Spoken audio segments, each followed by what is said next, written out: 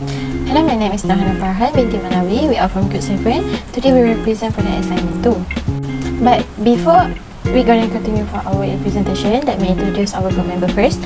For the first group member, it's Maria Esther. Next is Naim Farhana. Next is Ipa. Next is myself, Nahana Farhan. And the last one is Herti. Next, I will continue for the introduction of national income. National income is total value of any goods and services that produced by a country within a year.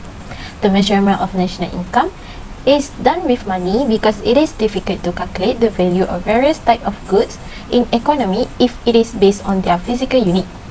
Final goods are those that will not undergo further production process and can be used directly by consumers as a whole. Microeconomic analysis, it shows that we can calculate national income or compute national income with three methods.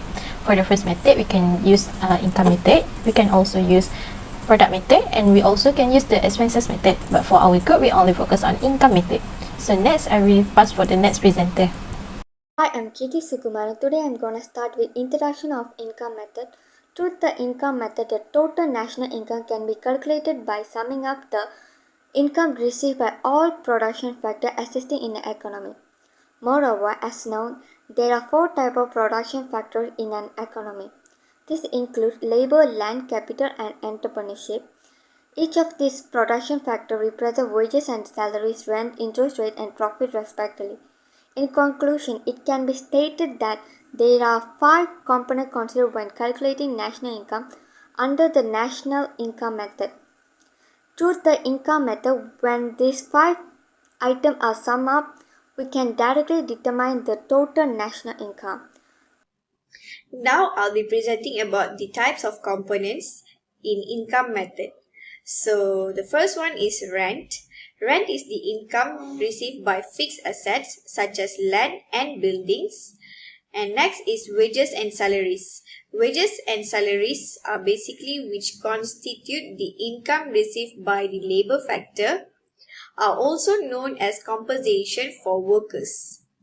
Wages and salaries include allowance, commissions, and bonuses, but you must always remember that it does not include transfer payments and are yet to be deducted for individual income tax, EPF contributions, per capita contributions, or zakat.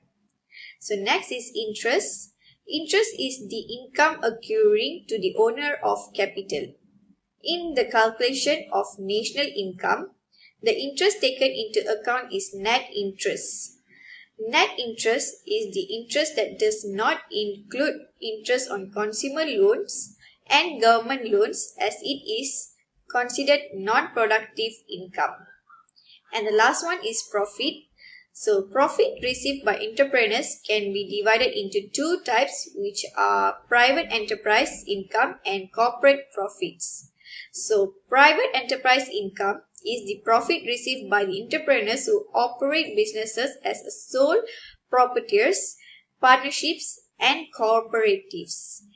On the other hand, corporate profits are the profits received by entrepreneurs who operate businesses in the form of public or private corporations.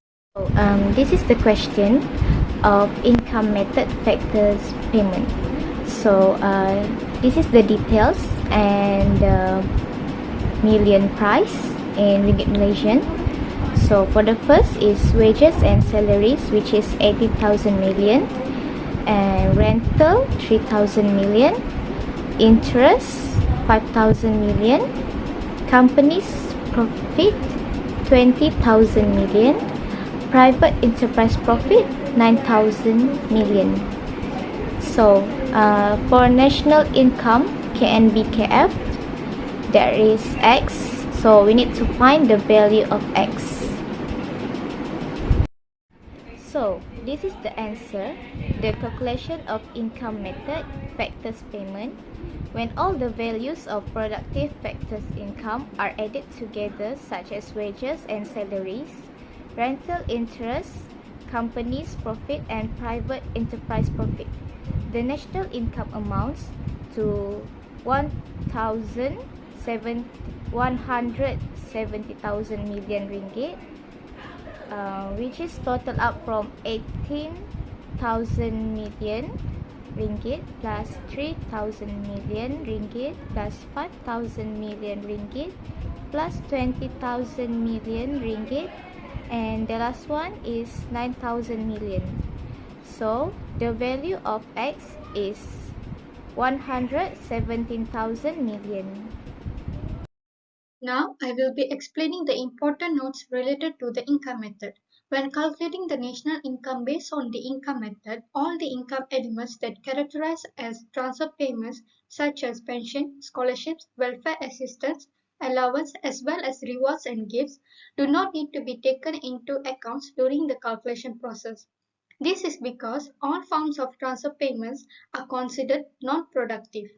The income method is rarely used in some countries, including Malaysia, due to the issues with the data collection. We hope that you found this presentation informative and thank you for your time.